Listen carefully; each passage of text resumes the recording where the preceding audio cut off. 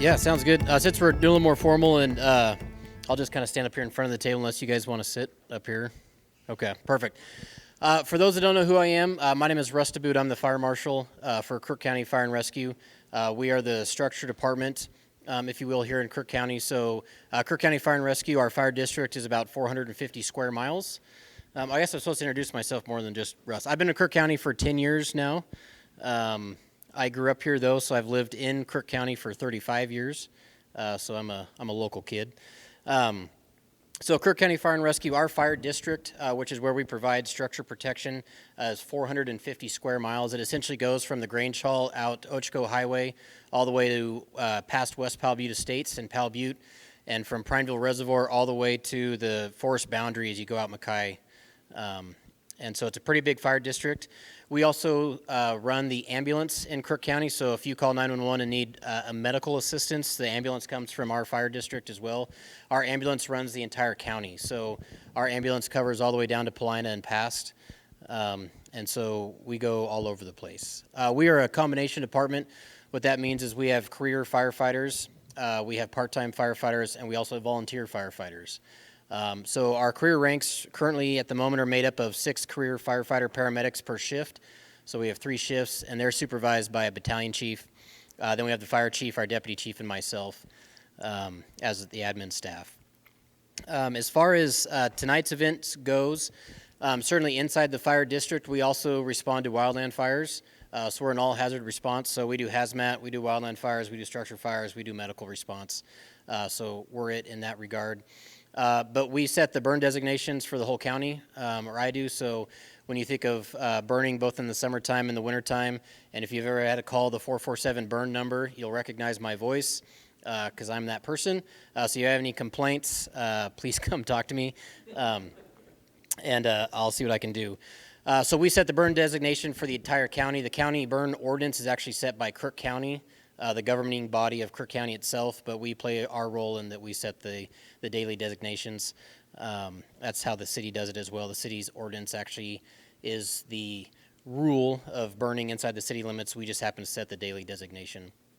As far as wildfire prevention, and certainly we've got our wildfire partners here, and they spend much more time than I do in the wildfire prevention realm.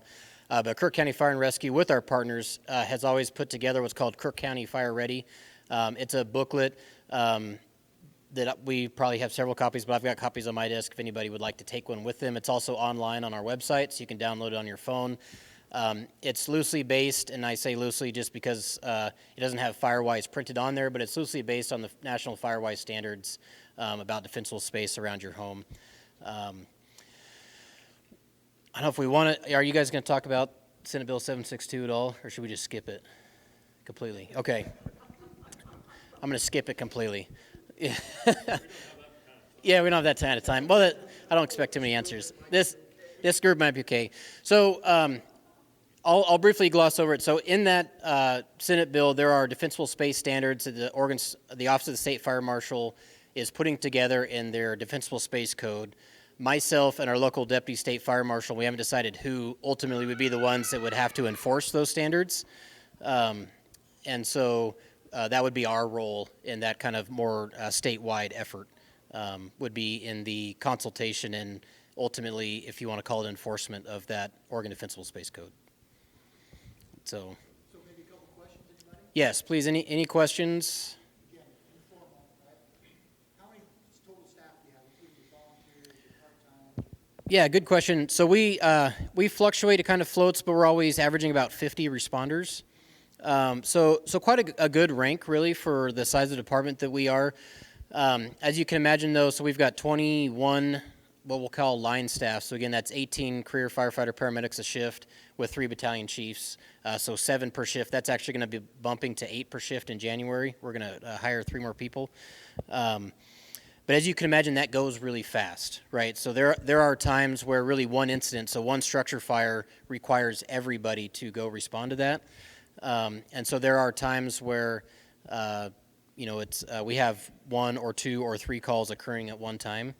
And so we're always looking to find avenues for better revenue and better staffing. So but if you have any questions about how we respond or we deploy, please, yeah, happy to.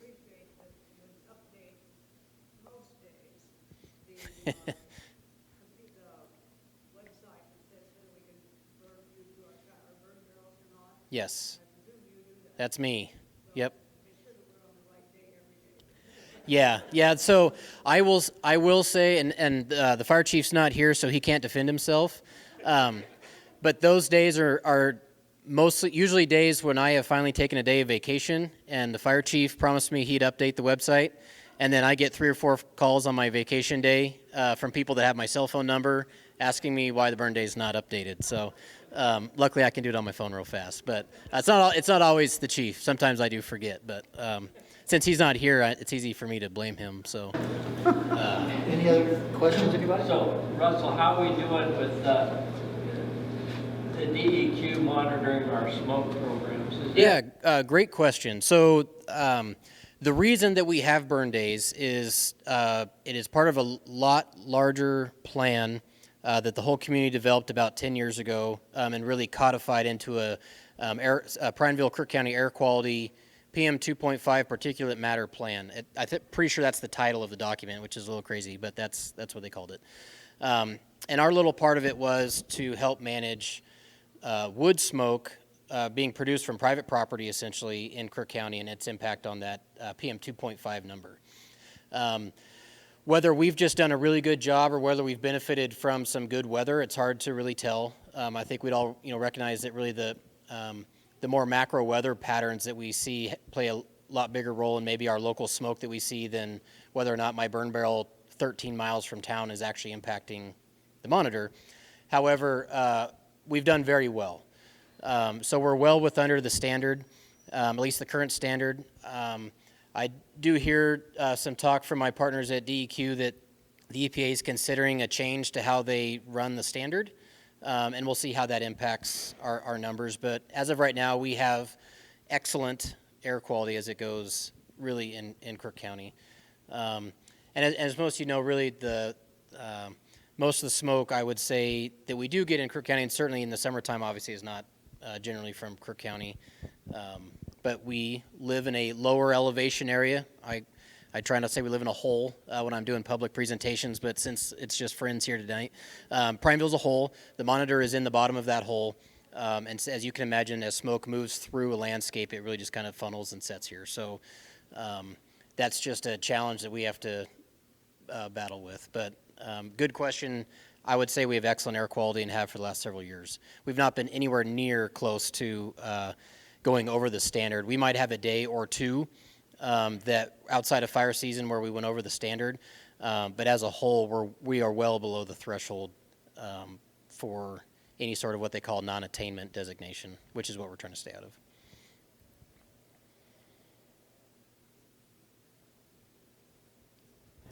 Excellent. Got off easy night. Excellent, Sheldon. Here you go. So my name is Sheldon Roden. I'm the Fire Mitigation Specialist with the Prineville District BLM. I've been in that position for about 3 years. I've worked for the Bureau for 22 years, I think. So I was going to give you a quick overview of how the Prineville District BLM Firefighting Resources is organized in Central Oregon. Basically how all the federal firefighting resources are organized in Central Oregon. But first of all, the Prineville District BLM manages about 1.6 million acres across the district, but the total district is about 13 million acre footprint. Roughly 180 miles east to west and north to south from the Columbia River down to the Klamath Basin.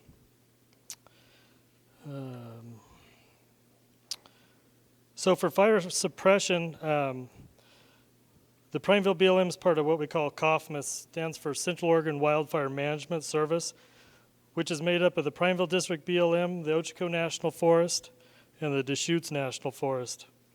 The entire area there is broken into 5 different divisions.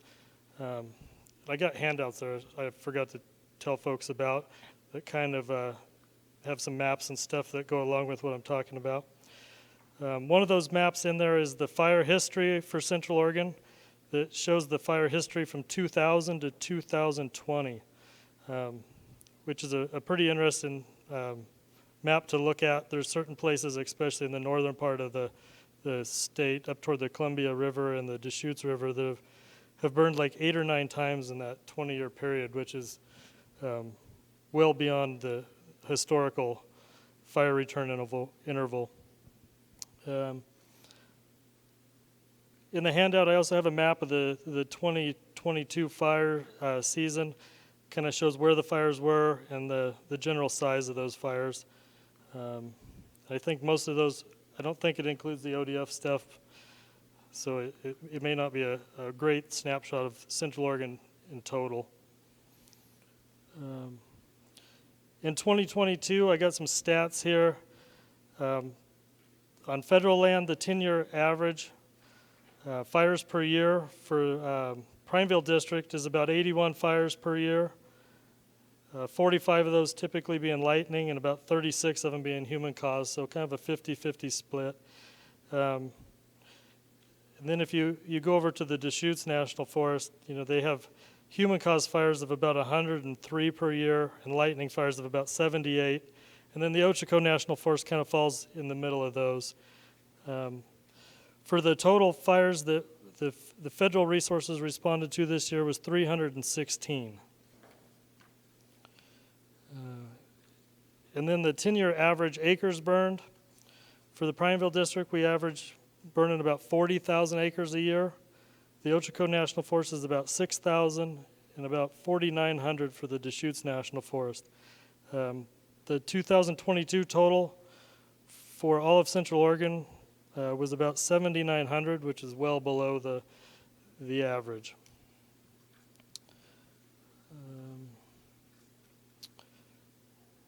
I think before I go into some of our fuels treatments, does anybody have any questions about how the fire suppression organization on the federal side is organized in Central Oregon? All of that goes through Central Oregon Dispatch. Yes. Not only all the federal stuff, but all the Oregon Department of Forestry also is dispatched out of Central Oregon.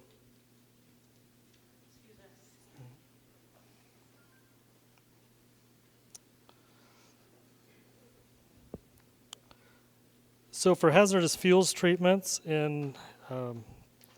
so far in 2022, we set out to treat about 24,000 acres. And to date, we've treated just over 25,000. So we're obviously on target to meet what we set out to do. And in the coming years, our targets are increasing dramatically. With some of the infrastructure bill funding, we're going to probably receive quite a bit more funding, which is going to allow us to increase our treatments dramatically. Out of that 25,000 acres we treated, a lot of it was in sage grouse habitat. And I would say probably at least 75% of that probably has benefits to this watershed. A lot of it's clear out at the Buck Creek and Beaver Creek areas around Paulina. And some of it's even down south of Highway 20, but I think a lot of that, a lot of those drainages actually flow into the Crooked River. If anybody has any questions about specific fuels treatments, I got some cards over there. I'm happy to talk with anybody and get them in contact with the right people to answer whatever questions they might have. That was really about all I was going to talk about, unless somebody has some questions or something they'd like to ask. So would we be able to take the PowerPoint presentation, which I think you printed out there, and post it on your Watershed website, and just to put it out to the public in a different format? Yeah, no, I think that's fine. I didn't bring a computer tonight, but I can email it to you. Yeah. Did you have a question? This is just a general question. I'm hoping you might have an answer for it, but I work out on the landscape a bit, doing stream surveys and just looking at kind of vegetation conditions. And on BLM lands, it seems like there's a lot of canary grass out there. And I'm curious, because I was also up on the John Day about a month ago, and there had been some fire through there up on Oregon State Park property. And the condition of the vegetation that we really want to see was coming back in that area because they had had this fire that passed through. So I'm just generally curious about how BLM handles fires on its lands. Is that something you jump on right away, or do you let it burn for a while? Is there like a kind of a rule of thumb around policy on that? Yes, it's kind of a loaded question. Is that but- really big one? Maybe I can ask at the table. No, invasive species are one of our considerations that that we look at first when we decide what action we're going to take on a specific fire. If we know it's in an area that has invasive, grasses, cheatgrass, or any other, invasive species, that probably answers our question right there. That we're going to, take whatever action we can to put that fire out. Is the area you were talking about near Cottonwood State Park? Is that what you were? Okay, yeah, yep. I haven't been out there since that burn, but I have heard it. It looks real nice. It's amazing, and the beavers are moving in. Good. Yeah, it's blowing up. But I think the fire helps stimulate a lot of that good vegetation that's in there. So just wondering about, fire can be beneficial, and so when is that the case? Yeah, no, we definitely have a lot of invasive species. Primarily cheatgrass is one of the worst. We find, I think it's about 4,000 foot elevation is kind of the threshold. Once you get above that, the fire doesn't typically spread cheatgrass very much. It's not a hard rule, but that's kind of the area where if it's below 4,000 feet, you typically don't want to purposely burn it if there's cheatgrass there already. Any other questions? Ben, you got one, don't you? Okay. Well, it's your turn then. I'll come up with some more questions.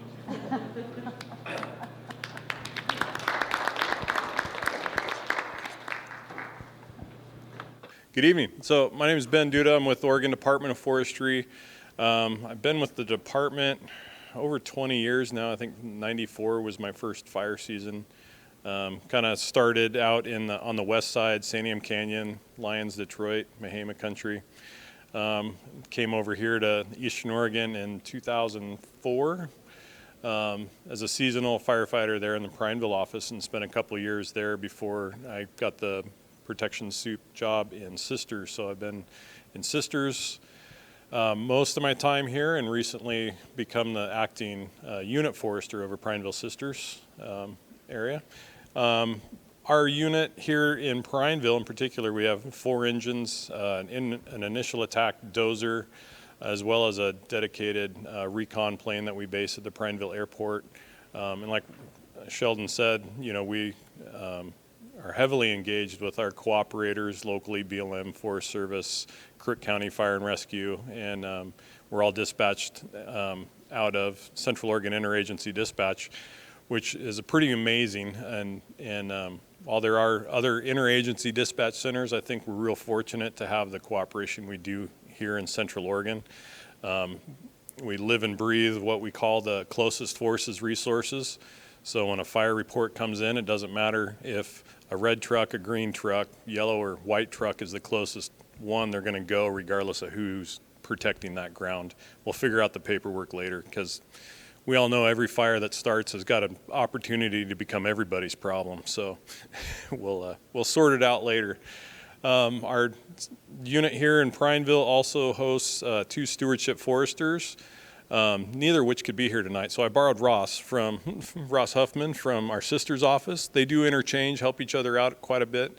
So in addition to firefighting, our stewardship foresters like Ross are helping landowners, consulting with landowners with their timber allotments and logging practices, as well as lately we've been heavily engaged in the fuels reduction work that's being done with all the grant money that's coming around, and continuing to pursue grants to help landowners out, not only with fuels reduction, but occasionally things come up like bark beetle mitigation, forest health restoration type things. So we're real fortunate to have that here in Prineville as well. At COIDC, we also do have our own, another manager there with 2 ODF dispatchers that help out. and our camera detection system that's been coming online over the last 3 or 4 years. So there are several cameras that are augmenting the staffed lookout towers that are monitored right here in Central Oregon at the dispatch center, so during fire season. And then we also have started using, playing with the technology. I think there's one other state, Colorado has one. We're using an infrared technology with a state-owned plane to detect fire starts when they're small. And I bring all those things up because I look at our fire numbers this year, and some will say we're lucky, and there's certainly a lot to be said for that, but there were a lot of new tools brought to bear this summer that helped keep our fire numbers, our fire acres down. Because this year we averaged, it was about our 10-year average is where we were actually for the number of starts. For instance, there were 100, where are we going? Yeah, 22 lightning fires on state protected land. Our 10-year average is 19. 16 fires were human, 28 is our average. That's average, so we're not far off. But our acreage, and this is over the whole unit, so Prineville and our sister side, we only burned I say only, but it's people's private land and private timber, but there were 121 acres burnt this year. Our 10-year average is 1,700.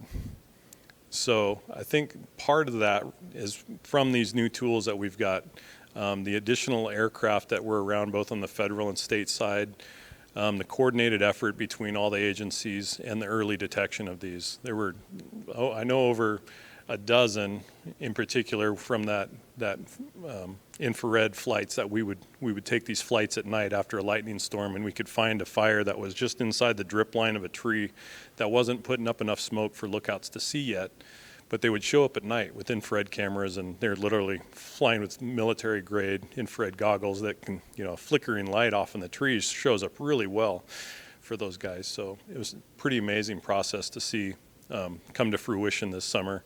We're also very fortunate that there weren't a lot of major fires going elsewhere in the region, so there were a lot of resources to bring to bear quickly. So a little bit more about ODF and our mission, or kind of where we fit into this. Crook County, structural life, protecting lives and structures, kind of core downtown. We've got BLM, COFMIS, Forest Service, their organization, wilderness, stretched out kind of the mountaintops. ODF traditionally is kind of in the middle. The industrial timberlands is typically what we protect. The small forest landowners, industrial timberlands. So our protection boundary tends to run kind of a rind around some of the national forest type ground where you get into the private timber and fill that gap in between the structural departments and the federal partners. In the course of the last 50 years, communities have started to move into that area. We're seeing housing developments that move up the hill and get out of town, and so our mission is changing into and evolving into a little bit of urban interface type environment.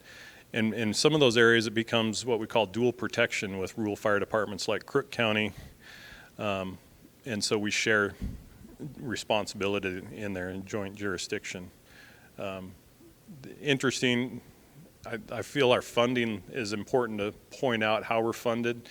Like Crook County, they're funded solely by the residents within their district.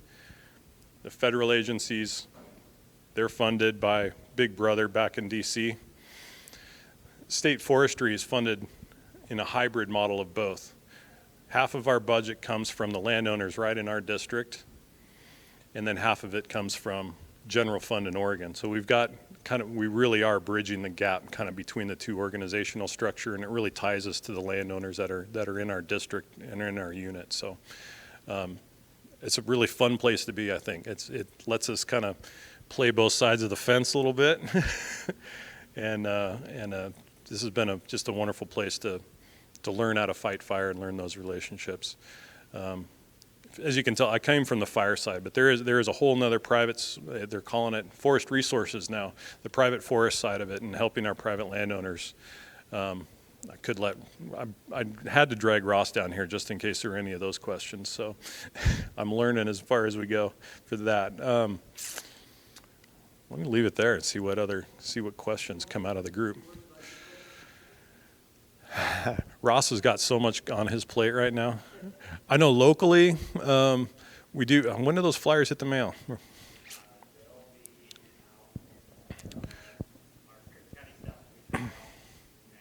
So we were successful in getting a small woodland grant, right? Small forest land grant, and targeted some areas identified in the CWPP, which, if you don't know what that is a community wildfire protection plan that Crook County Fire, Kaufmas folks, neighborhood leaders, we all sat down and got together and identified priority communities that need fuels reduction help. And one of those areas was Juniper Canyon. And so in the next week or two, we're bombing their mailboxes with letters offering up some curbside, roadside chipping program that we've got. So we were able to keep some crews on. Right now they're down in La Pine shivering, working in a neighborhood down there. We're trying to get some work done down there before the snow gets too deep. And then we'll be setting up appointments with folks out in Juniper Canyon to do some of the chipping work. Continuing to seek opportunities like that for folks. So, yeah. Any questions or? Yes, sir. Not a question, but a comment. That program, I live up in Sunset Hills, just east of town. And Chase Duncan, who works for Department of Forestry, and Russ, DeBoodt, we had an adjacent landowner to our Firewise community that had a pretty thick juniper stand right next to our subdivision. And we worked with the landowner, got him in touch with Chase, and they set up a program to thin that, put an actual fire break about 1.25 miles, I think, long. And Russ was part of that and helped the landowner understand how important that was for our community. So those programs really do work, and they finished it up just before fire season this year. And it really looks good. But if you drive east and you look up where Sunset Hills is at, it's off of Wyoming Drive up there. You look up there, you can't see it from down on the road. But if you get up there and get into it, it's thinned out really well, and they're excellent programs. I'm glad Rance is here because I forgot about our unsung heroes for ODF. Seriously though, we have some incredible relationships with local industry and ranchers and just I want to say dozer hobbyists, that come out to and help us in times of need when we have fires on the landscape and equipment's starting to get scarce, and they're calling our office and offering their equipment up, and we get them hired up and we help do some fire training, and it's been a huge asset, and that makes the difference in a lot of the things we do, and it's one of the places that we can really bridge the gap and help. Even on some of the federal incidents and other things, we can hire some of the local equipment through our means faster and get them engaged and really help out. So, thanks, Rance, for reminding me. Okay. Anything else? How secure is the funding for some of the extra prevention you were able to do this year? Is it tied up in short-term grants or things like the airplane or the infrared, or does it look like it's something that can be usable for a long time? The cameras are here to stay, and there's Senate Bill 762 earmarked specifically quite a bit of money to ramp that program up. Aircraft is getting expensive. I think that's we continue to ask for increased funding, actually looking at a different platform. I think this year will go a long ways into proving the concept. I think was a proof of concept, so I'm optimistic that we can move the needle on that and secure some funding for that. But yeah, good questions.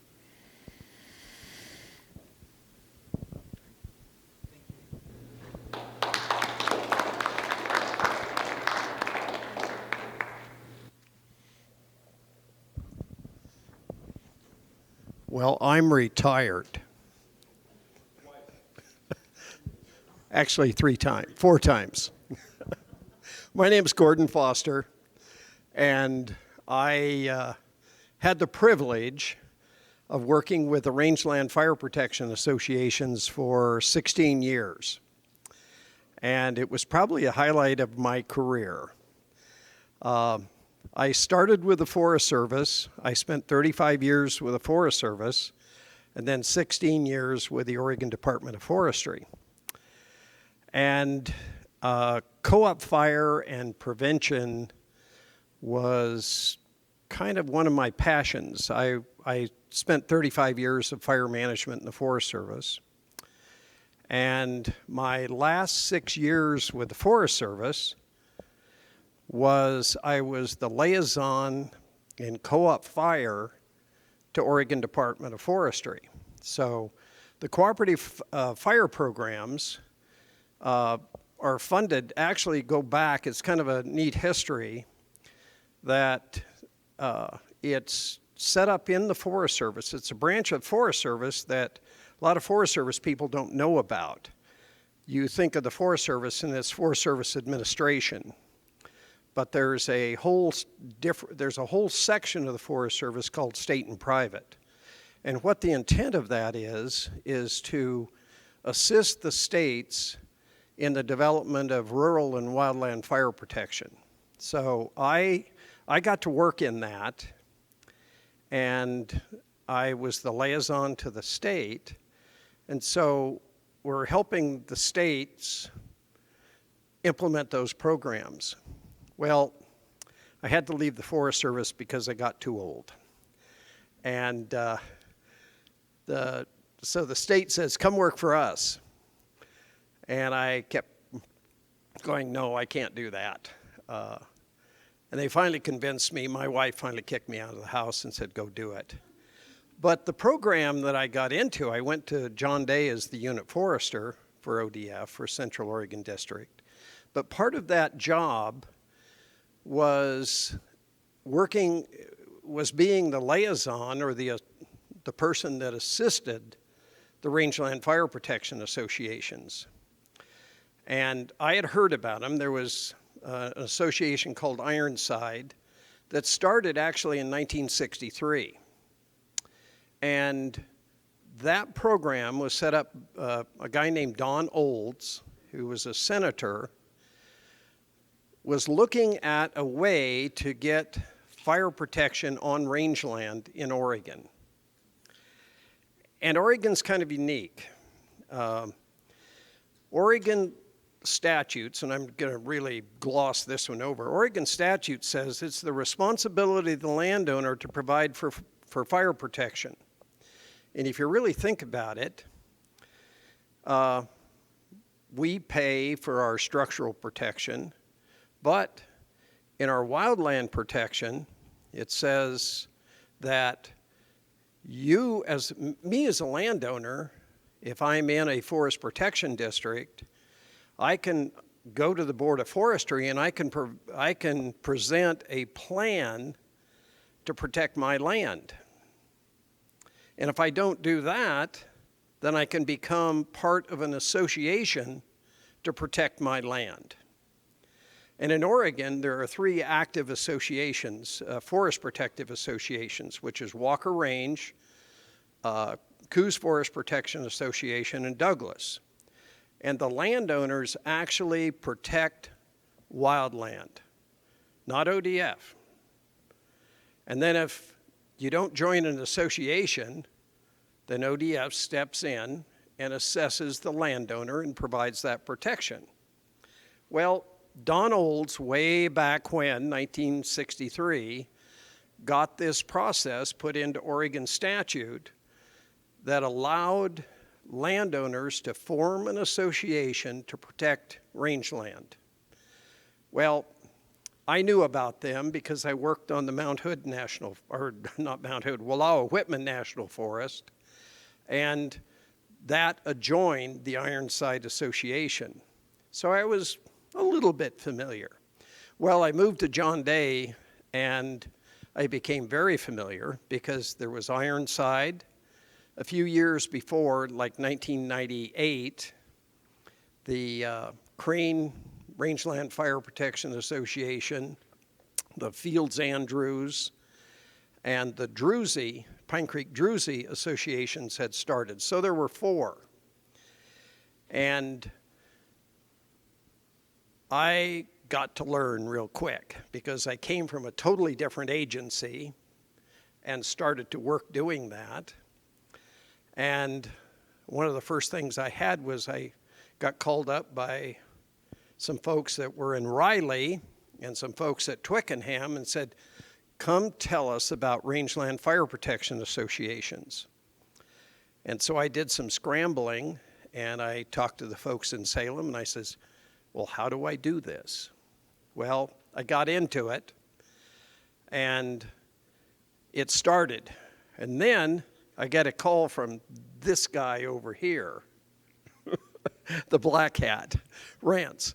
So I was asked to come over here to Crook County, and actually Russ's dad had a person working for him, Libby Rogers, and they had a grant from the county to do fire prevention work, and so Libby and Rance and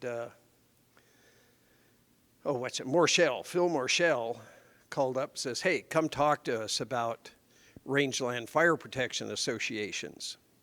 Well, that kind of started the process. Go back a little bit.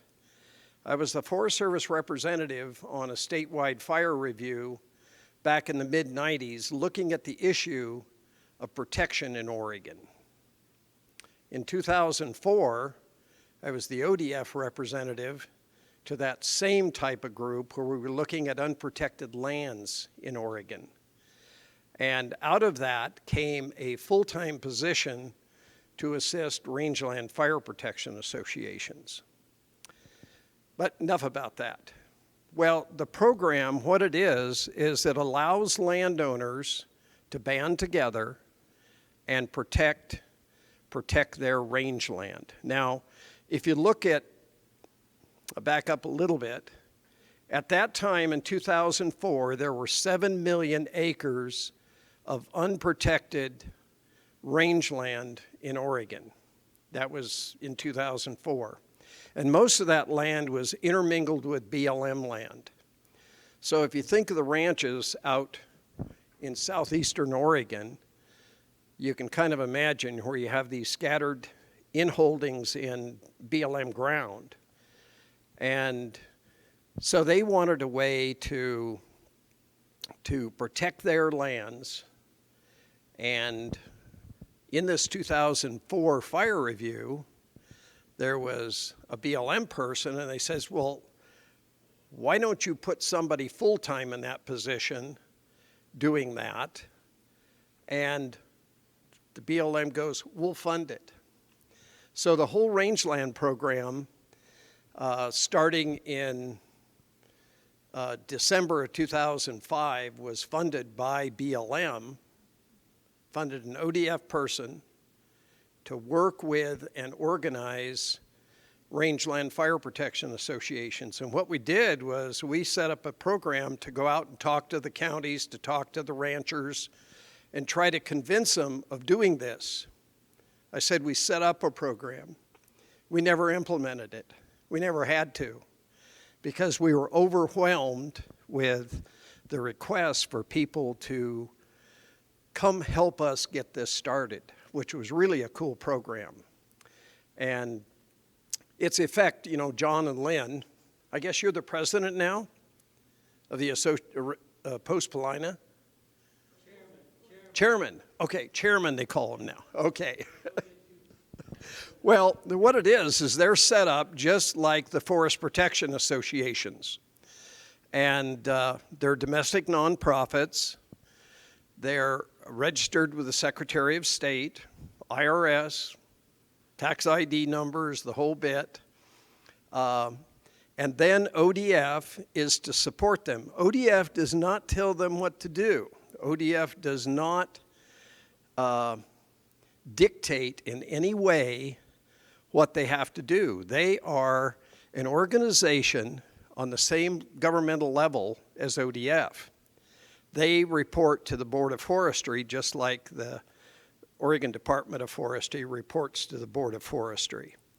And so they're approved by the Board of Forestry to operate, and they report every year.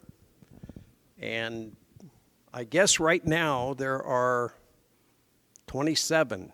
When I left in 2015, there were 22. We'd gone from 4, and one of those 4 disbanded and was taken over by Crane, but then there were 22 more that formed, and now talking to Marvin, there's 27. There's been a couple changes. Over the years, it only applied to rangeland, unimproved land. So the 2 changes were they had to be a nonprofit organization governed by the landowners. There was a switch made, and I want to say in 2016 or 17, whereby counties could avail themselves of this program. And actually, it works for a county. And that's the only one that's done that is Wheeler County. And then, I guess last year, it changed and now can include wheatland. Before, it could not include unimproved or improved land like wheatland. But now the wheat farmers up in Wasco, Sherman, Gillum, Umatilla counties can also take advantage of this. And so what it does is it allows the landowners to form wildland organizations to fight wildland fires to protect their property and resources. So that's about as simple as it is. And I guess I can open it up for questions. I might have one, Gordon. Where do the RFPs get their resources, engines, equipment? Oh, okay. Good point. In Oregon statute, and I got to do this. It was kind of fun. I got to write a legislative proposal, and it allowed for the legislature to provide money to assist the rangeland associations in providing for insurance. Now, for running these organizations, the biggest thing they have, the biggest cost is insurance. And then their equipment, we use and this is part of the program I worked with in the U.S. Forest Service, was to get federal excess property. We used to call FEP, and then there's a new program called FFP.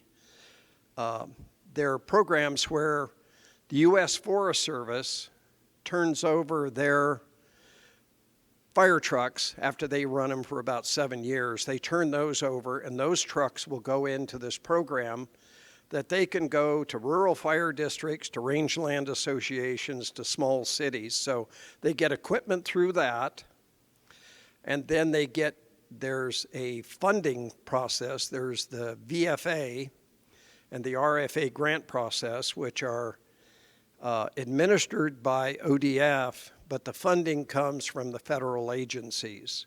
And as part of that cooperative fire program that I worked with back years ago, and so there's funding through that. And then the biggest boost to the rangeland program in Oregon was the sage grouse. And so the sage grouse program actually got the rangeland program up on a state-funded level because they saw the benefit of the immediate wildfire suppression that was done by these ranchers that have equipment out on their ranches, and they go after the fires quick. And that was one of the ways to protect the sage-grouse habitat, was to stop those range fires that were eating up the sage-grouse habitat. The long draw fire, 700 and some thousand acres in 2012, I think it burned 80 some leks down there, and it really did a number on the habitat down there. So there's a whole, over the years, there's been a series of funding, and it's done nothing but improve. And somebody asked the question about stability of funding. What has happened with the sage-grouse and the importance of wildland fire protection in Oregon, the funding has become more and more secure every year, and it's got a good, stable program. Any other questions? Gosh, I don't want to hog everything, but you mentioned 27, about 27 of these. 27 rangeland associations. Yeah. So does that imply that there's some areas that don't have coverage, some acres that aren't covered? I think, and I went to pick up stuff today from Marvin, and he and Cassie were going to leave some stuff for me, and I couldn't figure it out. There's just a little bit up there in Wasco County, I know that. And they're doing that right now. Yeah, what used to be that Columbia Rural Fire District, there was the Wasco County grain growers that didn't want to be part of Mid-Columbia. They're working on that, and they just had their public hearing, I think, last week. So there's another place, if I remember right, that I was working with back like in 2010 or 12, up is called Juniper Canyon, but it's up in Umatilla County. That place is a pretty remote area, and I think that's getting included. But of the 7 million that was originally in 2004, that is almost all covered now. There's very, very little that isn't. So with that, I'll quit. You're welcome.